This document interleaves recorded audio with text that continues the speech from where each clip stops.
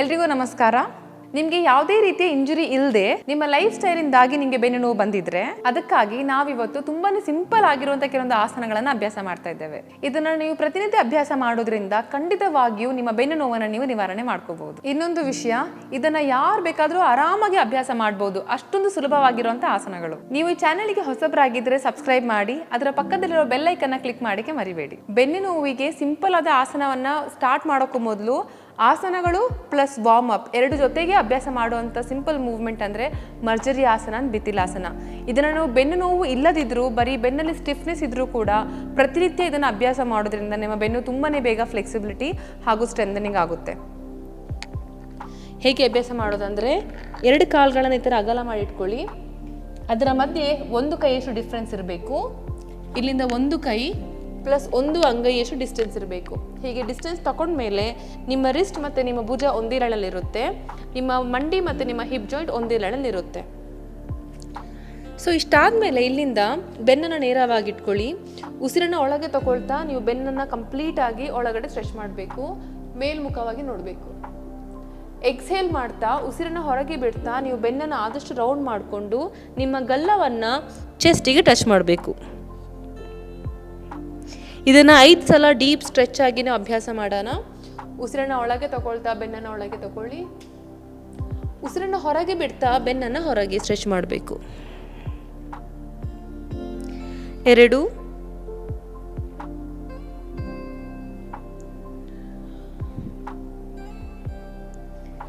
3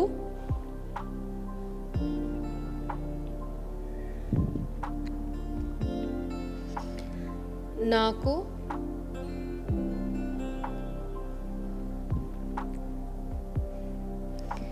5.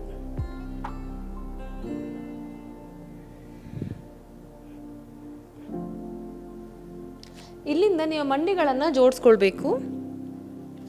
ಒಂದು ಕಾಲನ್ನು ಮಾತ್ರ ನೀವು ಮೇಲೆ ಮೂವ್ ಮಾಡಬೇಕು. ಅಂದರೆ ನಾವು ಈಗ ಮಾಡಿದ ಅಭ್ಯಾಸ ಮರ್ಜರಿ ಆಸನ ಮತ್ತು ಬಿದಿಲಾಸನದಲ್ಲಿ ನಿಮ್ಮ ಬೆನ್ನು ಹೇಗಿರುತ್ತೆ ಅದನ್ನೇ ಕಂಟಿನ್ಯೂ ಮಾಡಿ, ಅದರ ಜೊತೆಗೆ ನೀವು ಕಾಲಿನ ಒಂದು ಮೂವ್ಮೆಂಟನ್ನು ನೀವು ಆ್ಯಡ್ ಮಾಡಬೇಕು. ನೋಡ್ಕೊಳ್ಳಿ, ಉಸಿರಿನ ಒಳಗೆ ತಗೊಳ್ತಾ ಬೆನ್ನನ್ನು ಒಳಗೆ ತಗೊಳ್ಬೇಕು, ಆದರೆ ಕಾಲನ್ನು ಈ ಥರ ಹೊರಮುಖವಾಗಿ ಇಟ್ಕೊಳ್ಳಿ. ನಿಮ್ಮ ಪಾದವನ್ನು ಮಂಡ್ಯನ ಬೆಂಡ್ ಮಾಡಿಕೊಂಡು ಆದಷ್ಟು ಮೇಲೆಗೆ ಕಾಲನ್ನು ಕಿಕ್ ಮಾಡಬೇಕು. ಈ ಥರ ಮಾಡೋದ್ರಿಂದ ನಿಮ್ಮ ಲೋವರ್ ಬ್ಯಾಕಲ್ಲಿ ಚೆನ್ನಾಗಿ ಸ್ಟ್ರೆಚ್ ಬೀಳುತ್ತೆ, ಅದು ನಿಮ್ಮ ಸ್ಪೈನನ್ನು ಸ್ಟ್ರೆಂಥನ್ ಮಾಡೋಕ್ಕೆ ನಿಮಗೆ ಹೆಲ್ಪ್ ಮಾಡುತ್ತೆ. ಈ ಥರ ಉಸಿರನ್ನ ಒಳಗೆ ತಗೊಳ್ತಾ ಮೇಲೆ ನೋಡಿ, ಉಸಿರನ್ನ ಹೊರಗೆ ಬಿಡ್ತಾ ಬೆನ್ನನ್ನು ರೌಂಡ್ ಮಾಡ್ಕೊಳ್ಬೇಕು. ನಿಮ್ಮ ಮಂಡಿಯನ್ನು ಆದಷ್ಟು ತಲೆ ಹತ್ರ ತಗೊಂಡು ಬನ್ನಿ. ಇದು ನಿಮ್ಗೆ ಎಷ್ಟು ಸಾಧ್ಯ ಆಗುತ್ತೆ ಅಷ್ಟು ಅಭ್ಯಾಸ ಮಾಡಿ. ಉಸಿರನ್ನ ಒಳಗೆ ತಗೊಳ್ತಾ ಮೇಲೆ, ಹೊರಗೆ ಬಿಡ್ತಾ ಮುಂದೆ. 2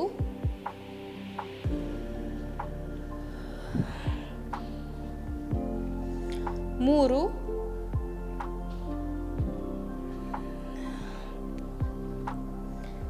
4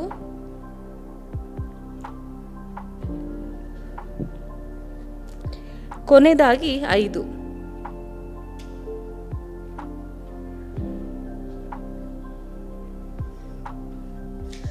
ಈಗ ನಾವು ಒಂದು ಕಾಲಲ್ಲಿ ಅಭ್ಯಾಸ ಮಾಡಿದ್ದೀವಿ, ಇನ್ನೊಂದು ಕಾಲಲ್ಲಿ ಅಭ್ಯಾಸ ಮಾಡೋಣ.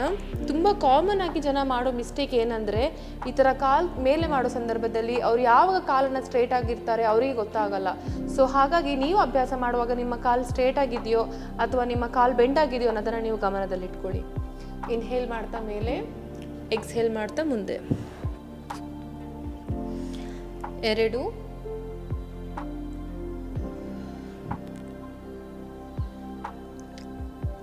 3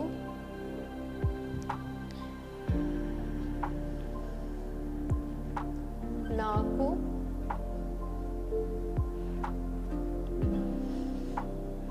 5.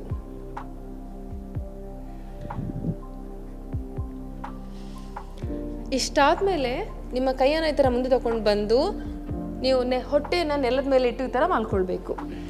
2 ಕೈಗಳನ್ನು ಈ ಥರ ಜೋಡಿಸಿ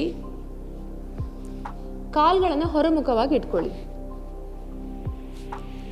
ಈಗ ತಲೆಯನ್ನು ನೀವು ಕೈ ಮೇಲೆ ಇಟ್ಟು ನಿಮ್ಮ ಒಂದೊಂದು ಕಾಲನ್ನು ಮಾತ್ರ ಮೇಲೆ ಎತ್ತಬೇಕು. ಹೇಗೆ ಅಂದರೆ,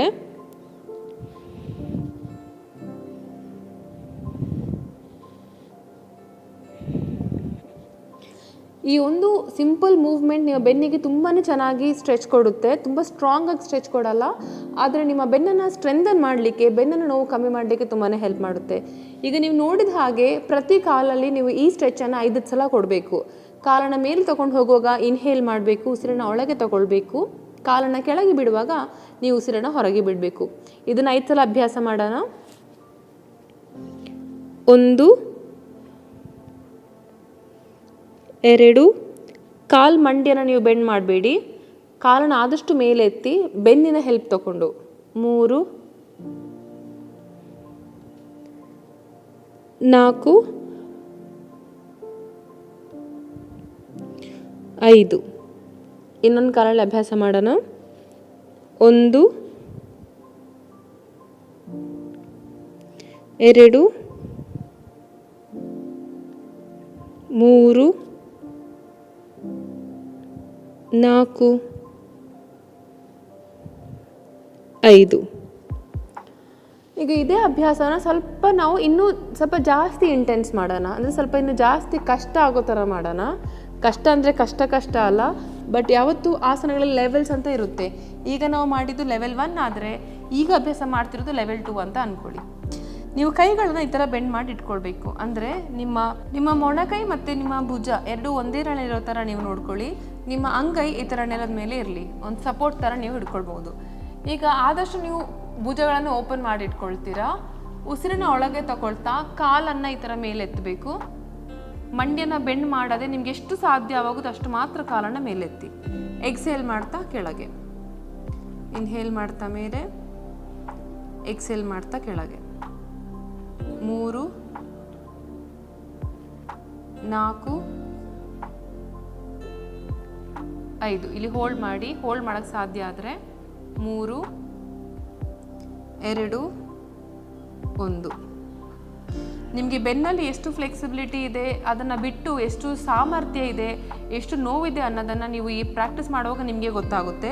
ತುಂಬಾ ಚೆನ್ನಾಗಿ ಸ್ಟ್ರೆಚ್ ಬೀಳುವಂಥ ಒಂದು ಮೂವ್ಮೆಂಟ್ ಇದನ್ನು ಅಭ್ಯಾಸ ಚೆನ್ನಾಗಿ ಮಾಡಿ. 1 2 3 4 5. ಹೋಲ್ಡ್ ಮಾಡಿ. 3 2 1. ಕೈಯನ್ನು ಪಕ್ಕಕ್ಕೆ ಇಟ್ಕೊಂಡು ಮೊಣಕೈಯನ್ನು ಈ ಥರ ಒಳಮುಖವಾಗಿ ಇಟ್ಕೊಳ್ಳಿ. ನಿಮ್ಮ ಕಾಲಿನ ಪಾದಗಳು ಹೊರಮುಖವಾಗಿ ಇರಲಿ. ಉಸಿರನ್ನ ಒಳಗೆ ತಗೊಳ್ತಾ ನಿಮ್ಮ ಬೆನ್ನನ್ನು ಎಷ್ಟು ಸ್ಟ್ರೆಚ್ ಮಾಡೋಕ್ಕಾಗುತ್ತೆ ಸ್ಟ್ರೆಚ್ ಮಾಡಿ, ಆದರೆ ನಿಮ್ಮ ಭುಜಗಳು ಈ ಥರ ನೆಕ್ಕನ್ನು ಸ್ಕ್ವೀಸ್ ಮಾಡಬಾರ್ದು. ಭುಜಗಳನ್ನು ಹೊರಮುಖವಾಗಿ ಇಟ್ಕೊಂಡು ನಿಮ್ಗೆ ಎಷ್ಟಾಗುತ್ತೆ ಅಷ್ಟು. ಒಂದು ಸಮಯ ಇಲ್ಲಿ ಬಂದು ನಿಮ್ಗೆ ಈ ಥರ ಸ್ಕ್ವೀಸ್ ಅಂದರೆ ನೆಕ್ ಈ ಥರ ಸ್ಟ್ರೆಚ್ ಆಗ್ತದೆ ಅಂತ ಹೇಳಿದರೆ ಅದನ್ನು ಮಾಡೋದನ್ನು ನೀವು ಇರಲೇಬೇಕಾದ್ರೆ ಹೋಲ್ಡ್ ಮಾಡಿ, ತೊಂದರೆ ಇಲ್ಲ. ಆದರೆ ತುಂಬ ನೀವು ಭುಜಗಳನ್ನು ಸ್ಟ್ರೆಚ್ ಮಾಡ್ಕೊಳ್ಬೇಡಿ. ಸೊ ಉಸಿರನ್ನ ಒಳಗೆ ತಗೊಳ್ತಾ ಮೇಲೆ, ಹೊರಗೆ ಬಿಡ್ತಾ ಕೆಳಗೆ. 2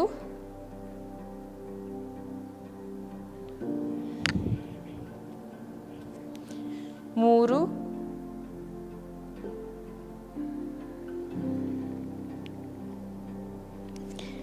ನೀವು ನೋಡ್ತಿರೋ ಹಾಗೆ ತುಂಬಾ ಸಿಂಪಲಾಗಿ ಮಾಡಬೇಕು. ಸಡನ್ನಾಗಿ ಯಾವುದೇ ಮೂವ್ಮೆಂಟ್ ಕೊಟ್ಟರೆ ನೀವು ನಿಮ್ಮ ಬೆನ್ನಿನ ಮೂಳೆಯನ್ನು ಹರ್ಟ್ ಮಾಡ್ತೀರಾ. ಸೊ ಹಾಗಾಗಿ ಮೇಲೆ ಹೋಗೋ ಸಂದರ್ಭದಲ್ಲಿ ಎಷ್ಟು ಸರಾಗವಾಗಿ ಹೋಗ್ತೀರಾ ಅಷ್ಟು ಸರಾಗವಾಗಿ ಹೋಗಿ, ಅಷ್ಟೇ ಸರಾಗವಾಗಿ ಕೆಳಗೆ ಬನ್ನಿ. ಕೆಲವೊಂದು ಸಲ ಇಲ್ಲಿಂದ ಸಡನ್ನಾಗಿ ಸ್ಟ್ರೆಚ್ ಈ ಥರ ಮಾಡೋದು, ಹಾಗೆಲ್ಲ ಮಾಡಲಿಕ್ಕೆ ಹೋಗಬೇಡಿ. ನಿಮಗೆ ತುಂಬ ಸ್ಪೈನ್ ಫ್ಲೆಕ್ಸಿಬಿಲಿಟಿ ಇಲ್ಲ, ತುಂಬ ಸ್ಟಿಫ್ ಆಗಿದೆ ಅಂತ ಹೇಳಿದರೆ ನೀವು ಖಂಡಿತ ಬ್ಯಾಕನ್ನು ಹರ್ಟ್ ಮಾಡ್ಕೊಳ್ತೀರಾ. ಹಾಗೆ ಇದನ್ನೆಲ್ಲ ಅಭ್ಯಾಸ ಮಾಡುವಾಗ ಅದನ್ನು ಗಮನದಲ್ಲಿ ಇಟ್ಕೊಂಡು ನಿಮ್ಮ ಬಾಡಿಯ ಕೆಪಾಸಿಟಿ ಇರುವಂಥ ಅದಕ್ಕೆ ತಕ್ಕಂತೆ ನೀವು ಅಭ್ಯಾಸವನ್ನು ಮಾಡಿ. ಇಷ್ಟು ಮಾಡಿ ಆದಮೇಲೆ ಮೆಲ್ಲೆ ಈ ಥರ ಬಂದು ಮಂಡಿಯನ್ನು ಬೆಂಡ್ ಮಾಡಿಕೊಂಡು 2 ಮಂಡಿಗಳನ್ನು ಸ್ವಲ್ಪ ಅಗಲವಾಗಿಟ್ಕೊಂಡು ನಿಮ್ಮ ಹಿಪ್ಪನ್ನು ಥರ ಕೆಳಗಿಟ್ಟು ಚೈಲ್ಡ್ ಪಾಶ್ಚರ್ ಬಾಲಾಸನದಲ್ಲಿ ಒಂದು ಸ್ವಲ್ಪ ಹೊತ್ತು ರಿಲ್ಯಾಕ್ಸ್ ಮಾಡ್ಕೊಳ್ಳಿ.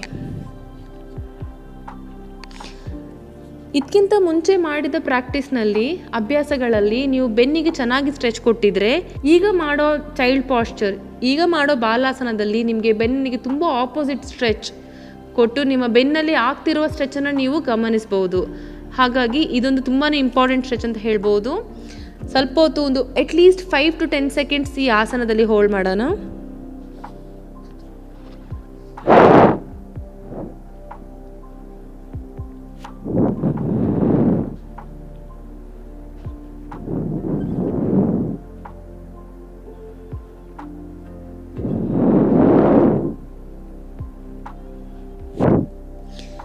ಇನ್ನಿಂದ ಮಧ್ಯಕ್ಕೆ ಬಂದು ವಜ್ರಾಸನದಲ್ಲಿ ರಿಲ್ಯಾಕ್ಸ್ ಮಾಡ್ಕೊಳ್ಳಿ.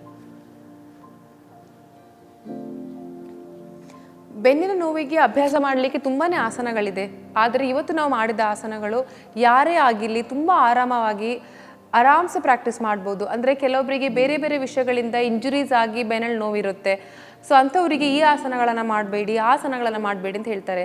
ಆದರೆ ನಾವು ಇವತ್ತು ಅಭ್ಯಾಸ ಮಾಡಿರೋದು ತುಂಬಾ ಸಿಂಪಲ್ ಆಸನಗಳನ್ನು ನೀವು ಪ್ರತಿನಿತ್ಯ ಅಭ್ಯಾಸ ಮಾಡೋದ್ರಿಂದ ನೀವು ಬೆನ್ನು ನೋವಿನಲ್ಲಿ ಎಷ್ಟೋ ಸುಧಾರಣೆನ ನೀವು ಕಾಣ್ಬೋದು. ಹಾಗಾಗಿ ಪ್ರತಿನಿತ್ಯ ಅಭ್ಯಾಸ ಮಾಡಿ ಬೆನ್ನು ನೋವು ಖಂಡಿತ ಕಮ್ಮಿ ಆಗುತ್ತೆ. ಹಾಗೆ ನಿಮಗೆ ಈ ವಿಡಿಯೋದಲ್ಲಿ ಏನಾದರೂ ಡೌಟ್ ಇದ್ದರೆ ಕಾಮೆಂಟ್ ಬಾಕ್ಸಲ್ಲಿ ಮೆನ್ಷನ್ ಮಾಡಿ. ಹಾಗೆ ವಿಡಿಯೋನ ನೀವು ಪ್ರಾಕ್ಟೀಸ್ ಮಾಡಿ ನಿಮಗೆ ಖುಷಿ ಆಯಿತು ಅಂತ ಹೇಳಿದರೆ ವಿಡಿಯೋನ ಲೈಕ್ ಮಾಡಲಿಕ್ಕೆ ಮರಿಬೇಡಿ. Thank you so much.